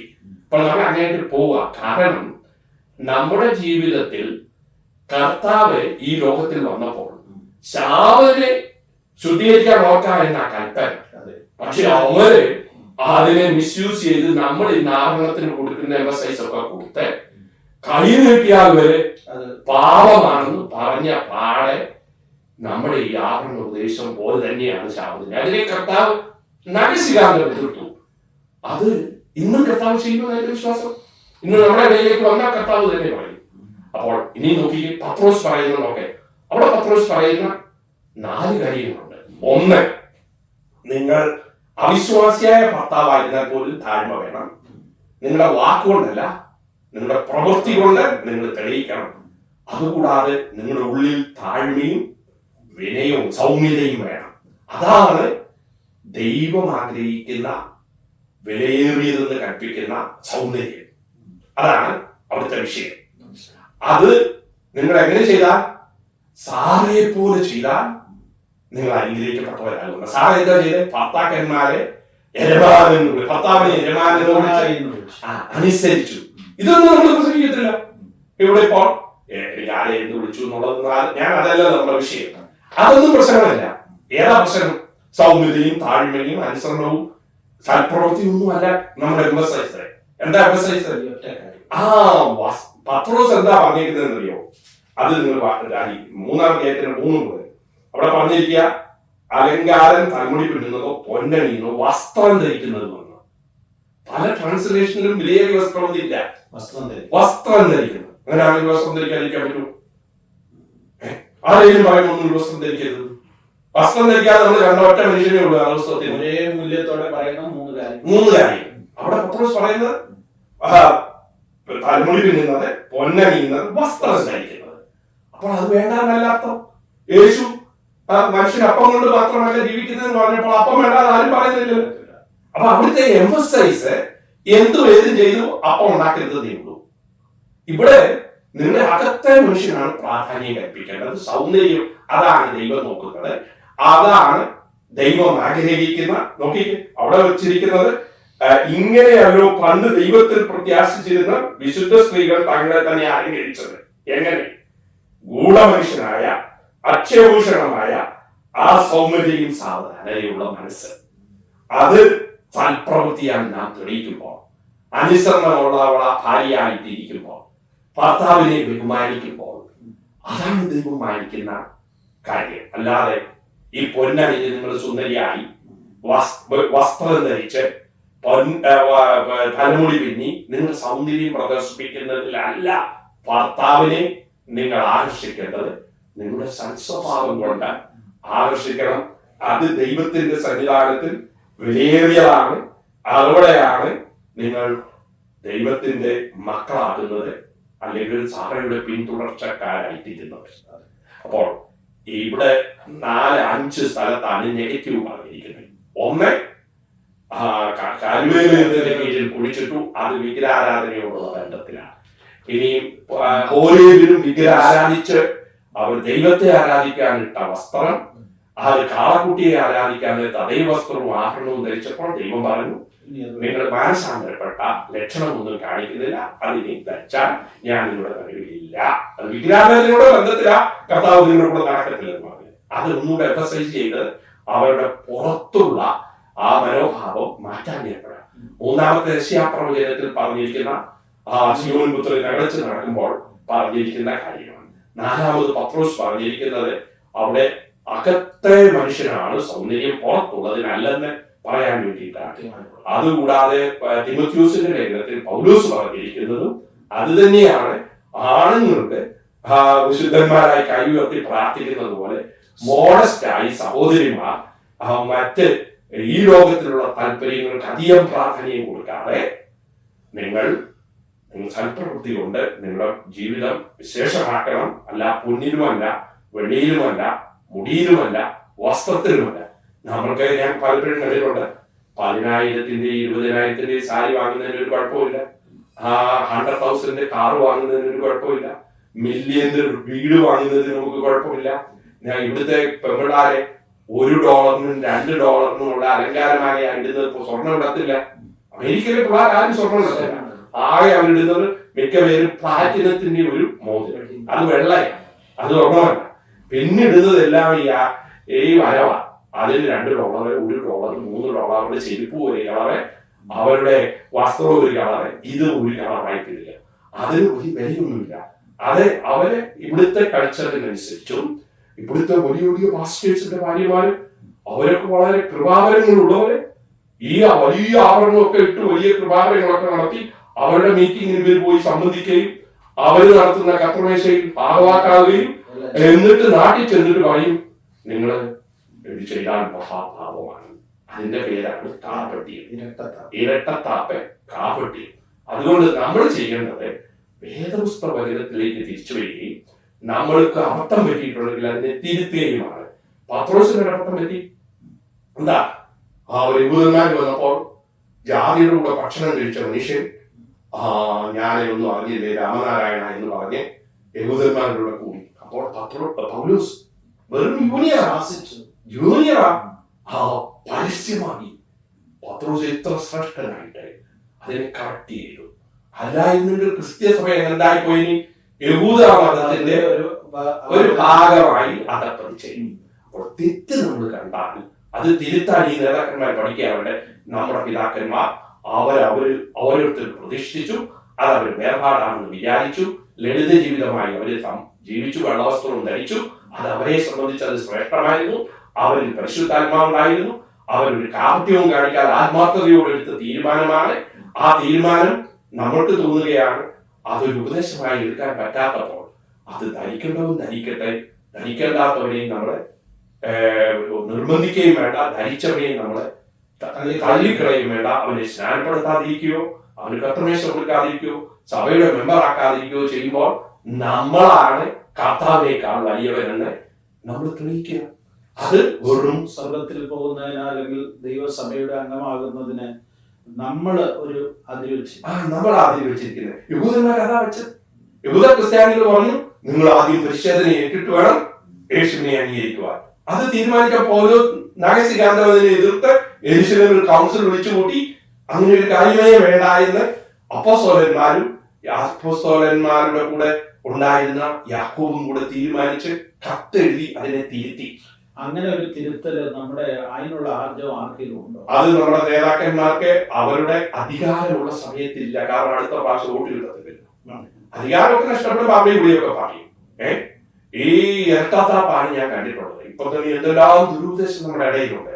ഇവരൊരു വാക്ക് വാ വിളിച്ച് പറയത്തില്ലല്ലോ. പറഞ്ഞാൽ അവർ വോട്ട് കുറയും. അപ്പോൾ ദൈവം നമ്മളെ കുറിച്ച് ഉദ്ദേശിക്കുന്നത് ഈ ലോകത്തിലെ സ്ഥാനമല്ല, വിശ്വസ്തനായി ഇരിക്കാനായിട്ടാണ് ശുശ്രൂഷ ഏൽപ്പിച്ചത്.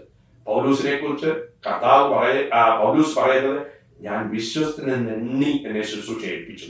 ഞങ്ങൾ ദൈവമർമ്മങ്ങളുടെ കാര്യവിചാരകന്മാരാണ്, അവരിൽ നിന്ന് ആഗ്രഹിക്കുന്നതോ വിശ്വസ്തതയാകുന്നു. അത് നമുക്ക് നഷ്ടപ്പെട്ടു. അവിശ്വസ്തതയല്ല, നമ്മുടെ ഡിനോമിനേഷൻ വലുതാക്കണം. ദൈവരാജ്യമല്ല, എന്റെ സ്ഥാനം വലുതാക്കണം. അങ്ങനെ നാം അതപ്പതിച്ചു, ജാതികളെ പോലെ അതപ്പതിച്ചു. നമ്മളുടെ രീതി എന്ന് പറയുന്നത് വോട്ടാണ്, കാരണം അത് ജാതിയുമാണ്. ഡെമോക്രസി. വോട്ടിന്റെ കാര്യം സാർ പറയുമ്പോൾ അതൊരു ഭാഗം ശരിയായിരിക്കുമ്പോൾ തന്നെ എനിക്ക് വേറൊരു വ്യത്യസ്തമായൊരു കാര്യം കൂടെ പറയാനുള്ളത്, ഈ ദൈവവചനത്തിന്റെ അതോറിറ്റി എന്ന് പറയുന്നത്, അല്ലെങ്കിൽ ദൈവവചനം വ്യാഖ്യാനിക്കാനുള്ള അധികാരം സത്യത്തിൽ ഈ ലീഡേഴ്സ് ആണെന്ന് പറയുന്നതിൽ അർത്ഥമില്ല. സഭയുടെ തെരഞ്ഞെടുക്കപ്പെട്ട ഒരു കൗൺസിലിനോ അല്ലെങ്കിൽ അങ്ങനെയുള്ള ഒരു കൂട്ടത്തിനാണ് എന്ന് പറയുന്നതിനകത്ത് പൂർണ്ണ അർത്ഥത്തിൽ അത് ഒരർത്ഥവുമില്ല. കാരണം പറഞ്ഞുതരാം, ഇവര് ഡിനോമിനേഷന്റെ ഹെഡാണ്. ഈ ലോകത്തിൽ ഗവൺമെന്റ് ഒരു നിയമം വെച്ചിട്ടുണ്ട്. ആ നിയമം അനുസരിച്ച് ഒരു കോൺസ്റ്റിറ്റ്യൂഷൻ ഉണ്ട്. ആ കോൺസ്റ്റിറ്റ്യൂഷൻ അനുസരിച്ച് ഇവരുടെ ഡിനോമിനേഷനെ നടത്താനാണ് ലീഡേഴ്സ്. ആത്മീയ ശുശ്രൂഷ ചെയ്യേണ്ടവരെ കുറിച്ച് അത് വേദപുസ്തകം പറഞ്ഞിട്ടുണ്ട്, എങ്ങനെയുള്ള ക്വാളിഫിക്കേഷൻ ഉള്ളവരായിരിക്കണം. അത് തിമോത്തിയോസിലും തീത്തോസിലും അപ്പോസ്തല പ്രവൃത്തി 20-ാം അധ്യായത്തിലും അത് 6-ാം അധ്യായത്തിലും ഒക്കെ ദൈവാത്മാവ് വളരെ വ്യക്തമായി വെളിപ്പെടുത്തിയിട്ടുണ്ട്. അവരാണ് ആത്മീയ ശുശ്രൂഷ ചെയ്യേണ്ടത്. ഇവരുടെ പണത്തിന്റെ കാര്യമോ കെട്ടിടത്തിന്റെ കാര്യമോ ഗവൺമെന്റുമായിട്ടുള്ള കാര്യമോ മാത്രമേ അവർ ചെയ്യാൻ പാടുള്ളൂ. രണ്ടാമത്, എനിക്കിതിനകത്ത് ഈ ലീഡേഴ്സിനേക്കാൾ കൂടുതൽ ഞാൻ കുറ്റപ്പെടുത്തുന്നത് ദൈവവചനം പഠിപ്പിക്കുന്ന അധ്യാപകരെ. PhD ലെവലിൽ പഠിച്ച്, സാറും PhD എടുത്ത ആളാണ്, ഡോക്ടറേറ്റ് ഉള്ള ആളാണ്. അതുപോലെ നമുക്ക് 100 കണക്കിന് 1000 കണക്കിന് ആളുകളുണ്ട്. ഇവരാരും ഇങ്ങനത്തെ വിഷയങ്ങളിൽ കൃത്യതയോടെ ഒരു കാര്യം ചെയ്യുന്നില്ല. സാറിനെ പോലെ ഈ കാര്യം തുറന്നു പറയാൻ തയ്യാറായിട്ട് വളരെ അപൂർവമാണ്. അതിന് 2 പ്രശ്നങ്ങളുണ്ട്. ഞാൻ അവരെ കുറ്റം പറയുന്നില്ല. കാരണം യേശു പറഞ്ഞു, ഇവർക്ക് കിളയ്ക്കാൻ പോകാൻ പറ്റുമോ, ഇരക്കാൻ പോകാൻ പറ്റുമോ, അതുകൊണ്ട് സൂത്രം ഉപയോഗിക്കും. പറഞ്ഞു മനസ്സിലായോ? അത് കർത്താവ് പറഞ്ഞതാ. അതാണ്. പിന്നെ നിങ്ങള് ഈ ലോകത്തിലുള്ള ഒരു ബുദ്ധിമാന്മാരാണ്. 16-ാം അധ്യായം ലൂക്കോസിന്റെ സുവിശേഷത്തിൽ കാര്യവിചാരകനെ വിളിച്ചിട്ട്, നീ ഇങ്ങനെ കടം കൊടുത്തിട്ട് തിരിച്ചു വാങ്ങാത്തത് കൊണ്ട് നിന്നെ മാറ്റിലാണ് പറഞ്ഞപ്പോൾ അവന് 1000 500 എന്ന് പറഞ്ഞ കർത്താവ് ഒരു കഥ പറഞ്ഞിട്ട് പറഞ്ഞു, അവൻ തന്നെ താൻ പറയാ, എനിക്ക് ഇറക്കാൻ പറ്റത്തില്ല, കിടക്കാൻ പോകാൻ പറ്റത്തില്ല. അപ്പോൾ ഞാൻ എന്തോ ചെയ്യും? ബുദ്ധിയോടെ പ്രവർത്തിക്കും. രുചിവിനും വലിയൊരു പ്രശ്നമാണ്. അത് പണമില്ല എങ്കിൽ അവരെങ്ങനെ ജീവിക്കും? അവർക്കൊരു 3 മക്കളും ഒരു ഭാര്യയും ഉണ്ട്. നാളെ ഇറക്കി വിട്ടാൽ എന്തു ചെയ്യും? അതാണ് അവരെ അകറ്റുന്ന ഒന്നാമത്തെ കാര്യം. അപ്പൊ അത് മാനുഷികമാണ്. മനുഷ്യനായി ചിന്തിച്ചാൽ പോശാലി എന്ന പത്രോസിനോട് കർത്താവ് പറഞ്ഞത്, നീ ദൈവത്തിനുള്ളതല്ല മനുഷ്യനായിട്ടുള്ളത് ചിന്തിക്കുന്നതുകൊണ്ട് നീ എന്ന് പുറകെ പോകാൻ. അതാണ് കർത്താവിന്റെ അവരോടുള്ള മനോഭാവം. രണ്ടാമത്തെ മനോഭാവം എന്ന് പറയുന്നത്, അവർക്കും ഈ സ്ഥാനവും മാനവും ഒന്നുമില്ലെങ്കിലും പേരുദോഷം വരുത്താതെ അവരുടെ പോകുന്നത് കൊണ്ട് ഒന്നിലും ഇടപെടാതെ ഇത് പറഞ്ഞു കഴിയുമ്പോൾ, ശരി, ഞാൻ ഇങ്ങനെ പറയുന്നത് കൊണ്ട് എന്റെ കൺവെൻഷൻ ക്യാൻസൽ ചെയ്തിട്ടുണ്ട്, എന്നെ അനാത്മീയനായി കണക്കാക്കുന്നുണ്ട്, ഞാൻ വളരെ റൂഡാണെന്ന് പറയും, സ്റ്റബേണാണെന്ന് പറയും. അപ്പൊ അതൊക്കെ കേട്ടാൽ എനിക്കൊന്നും വരാനില്ല എന്ന് ഞാൻ ചിന്തിച്ചാൽ മാത്രമേ എനിക്കത് പറയാൻ പറ്റുകയുള്ളൂ. കാരണം നമ്മളെ കുറിച്ച് നെഗറ്റീവ് അടിച്ച് ഇറക്കി വിടും. അപ്പോൾ അതിന്റെ മുൻപിൽ നിൽക്കാൻ ഇവരുടെ ധൈര്യം മാത്രമല്ല, ഉപജീവനത്തിന്റെ പ്രശ്നം ഒരു വലിയ പ്രശ്നമാണ്. ഈ ടീച്ചേഴ്സിനൊന്നും ഇഷ്ടംപോലെ പണമൊന്നും കിട്ടത്തില്ല. അപ്പോൾ അവർക്ക് സർവൈവൽ ചെയ്യണ്ട. ഈ നേതാക്കന്മാര് സൂത്രവും കള്ളത്തരവും കാണിച്ച് വോട്ടിലിട്ട് പോകുമ്പോൾ അവരെ പ്ലേസ് ചെയ്യുന്നവരെ അവർ മാനിക്കുന്നുള്ളൂ. ഇവരെന്തു ചെയ്യും? അപ്പോൾ അവര് നിശബ്ദത പാലിക്കുക. അതാണ് അവർ ചെയ്യുന്നത്. അറിയാൻ വേണ്ടിയിട്ടല്ല, അവർക്ക് കഴിവില്ലാഞ്ഞിട്ടല്ല. അവര് ഇത്രയും ത്യാഗമെടുത്ത് പഠിച്ചു വന്നപ്പോൾ അവർക്ക് അതിനുള്ള ശരിയായ അവർക്ക് അർഹിക്കുന്ന സ്ഥാനം കൊടുക്കുവാൻ നമ്മുടെ ലീഡേഴ്സ് പരാജയപ്പെട്ടു. അതുകൊണ്ടാണ് അവരങ്ങനെ ചെയ്യുന്നത്. ഓക്കെ സാറേ, ഈ വിഷയത്തിൽ വ്യക്തതയോടെ വേദപുസ്തകത്തിന്റെ അടിസ്ഥാനത്തിൽ ഒരു കൃത്യമായിട്ട് ആ കാര്യങ്ങൾ വിശദീകരിക്കാൻ സാധിച്ചതിൽ ഒത്തിരി സന്തോഷമുണ്ട്. കാരണം ധാരാളം വീഡിയോകൾ ഇത് സംബന്ധിച്ചിറങ്ങിയതും വൈകാരികമായിട്ടാണ് കൂടുതൽ ആളുകളും ഇതിനോട് പ്രതികരിച്ചിട്ടുള്ളത്. നെഗറ്റീവായിട്ട് പ്രതികരിച്ചിട്ടുണ്ട്, പോസിറ്റീവായിട്ട് പ്രതികരിച്ചിട്ടുണ്ട്. ചിലരുടെ അവരുടെ അനുഭവങ്ങൾ വെച്ച് പറഞ്ഞവരുണ്ട്. പിതാക്കന്മാര് അങ്ങനെ ചെയ്തു, അവരുടെ അതിൽ മാറ്റരുതെന്ന് പറഞ്ഞവരുണ്ട്. ഇങ്ങനെയൊക്കെയുള്ള കാര്യങ്ങൾ പറയുന്നു. എന്നാൽ കൃത്യമായിട്ട് വേദപുസ്തകത്തിന്റെ അടിസ്ഥാനത്തിൽ എന്താണ് ആഭരണത്തോടുള്ള വേദപുസ്തകത്തിന്റെ നിലപാട് എന്താണ്, ദൈവത്തിന്റെ നിലപാട് എന്താണ്, സഭ കൈക്കൊള്ളേണ്ട നിലപാട് എന്താണ് എന്ന് പറയാൻ സാധിച്ചു എന്നുള്ളതാണ് നമ്മുടെ ഈ സംഭാഷണത്തിൽ നിന്ന് എനിക്ക് ബോധ്യമായ കാര്യം. Thank you. എനിക്കിതൊരു ആർട്ടിക്കിൾ എഴുതി റെഫറൻസ് കൊടുക്കണമെന്നുണ്ട്. തീർച്ചയായും അത് ഹാലലിയയിൽ അതിന് ആവശ്യമുണ്ട്. അടുത്ത ലക്കം ഹാലലിയയിൽ ഇത് സംബന്ധിച്ച് സാർ എഴുതുന്ന ആർട്ടിക്കിൾ പബ്ലിഷ് ചെയ്യും. ഞാനത് എഴുതാം. അപ്പൊ എല്ലാവർക്കും റെഫറൻസ് കിട്ടും. ഞാനിങ്ങനെ പറഞ്ഞു വിട്ടതല്ല. ഓരോ റെഫറൻസ് നെഗറ്റീവ് പോസിറ്റീവ് എന്താണ് അവർക്കുള്ള ചിന്താഗതി. ചിലർ പറയുന്നുണ്ട്, അത് ഞാൻ ഇടയ്ക്ക് കേട്ടൊരു പ്രസംഗമാണ്, ഈ ലൂസിഫറിനെ സൃഷ്ടിച്ചപ്പോൾ ആഭരണധാരി ആയിരുന്നു. അപ്പോൾ ആഭരണക്കാരില്ല, അവനോട് ഐഡന്റിഫൈ ചെയ്യാൻ പിശാചിന്റെ ഒരു വക്രതയാണ്. അതുകൂടാതെ വെളിപ്പാട് പുസ്തകത്തിൽ മഹദിയാം ബാബിലോണും ആഭരണം ധരിച്ചിട്ടുണ്ട്. അപ്പോൾ അതിനോട് ഐഡന്റിഫൈ ചെയ്യുന്നവരാണ് ആഭരണക്കാരൻ. അപ്പോൾ ഞാൻ എന്റെ ചിന്ത, പൊൻകച്ച ധരിച്ച കർത്താവിനെ അപ്പൊ എന്തോ ചെയ്യും. അതുകൂടാതെ ഈ 24 മൂപ്പന്മാര് എന്തോ ചെയ്യും, അവരെന്തോ ചെയ്യും. അതിനൊന്നും അവർക്ക് മറുപടിയില്ല. അത് വെറുതെ പറഞ്ഞു പിടിപ്പിക്കാൻ തർക്കങ്ങൾ, അപരാധങ്ങൾ. അപ്പൊ അതുകൊണ്ട് ഞാൻ ഇതൊരു ആർട്ടിക്കിൾ എഴുതാനായിട്ട് താല്പര്യം. പ്രേക്ഷകരുടെ ശ്രദ്ധയ്ക്ക് വേണ്ടി പറയട്ടെ, ഹല്ലേലൂയ പത്രം നിങ്ങൾ വരുത്താൻ താല്പര്യപ്പെടുന്നെങ്കിൽ നിങ്ങൾക്കത് സൗജന്യമായി തന്നെ നൽകുവാനായിട്ട് താല്പര്യപ്പെടുന്നു. നിങ്ങളുടെ ഫോൺ നമ്പർ ഞങ്ങൾക്ക് അയച്ചു തന്നാൽ ഞാൻ ഇതിനകത്ത് ഒരു നമ്പർ കൊടുത്തേക്കാം. ആ നമ്പറിലേക്ക് വാട്സപ്പ് ചെയ്താൽ നിങ്ങൾക്ക് റെഗുലറായിട്ട് ഹല്ലേലൂയ പത്രവും ഹല്ലേലൂയയിലെ വാർത്തകൾ, റെഗുലറായിട്ടുള്ള ഡെയിലി ന്യൂസ് അപ്ഡേറ്റ്സും നിങ്ങൾക്ക് നിങ്ങളുടെ വാട്സപ്പിൽ ലഭിക്കും. അത് സൗജന്യമായിട്ടാണ്. ഇനി അതല്ല, ഹാർഡ് കോപ്പി ആയിട്ട് നിങ്ങൾക്ക് പത്രം വേണമെന്നുണ്ടെങ്കിൽ ഇന്ത്യയിലുള്ളവർക്ക് അത് ഹാർഡ് കോപ്പി ആയിട്ട് അയച്ചു തരുന്നതായിരിക്കും. താല്പര്യമുള്ളവർ അതിന് ഒരു വർഷത്തേക്ക് 200 രൂപ മാത്രമാണ് പലിശയ്ക്ക്. നിങ്ങളത് അയച്ചു തന്നാൽ നിങ്ങൾക്ക് ഹാർഡ് കോപ്പി ആയിട്ട് നൽകുവാനായിട്ട് താല്പര്യമുള്ളവർ ഈ ഇതിനോടൊപ്പം കൊടുത്തിട്ടുള്ള നമ്പറിൽ നിങ്ങളുടെ അഡ്രസ്സ് അയച്ചു തരിക. അതുപോലെ തന്നെ സാർ ഇപ്പോൾ പറഞ്ഞ ഈ വിഷയങ്ങൾ സംബന്ധിച്ച് കൃത്യമായ റെഫറൻസുകൾ സഹിതമുള്ള ഒരു ആർട്ടിക്കിൾ ഇതുമായി ബന്ധപ്പെട്ട് അടുത്ത ലക്കത്തിൽ ഹാലലിയയിൽ പബ്ലിഷ് ചെയ്യുന്നതായിരിക്കും. അതിൻ്റെ കോപ്പി താല്പര്യമുള്ളവർ ആവശ്യപ്പെട്ടാൽ ഞങ്ങളത് അയച്ചു തരുന്നതായിരിക്കും. Thank you.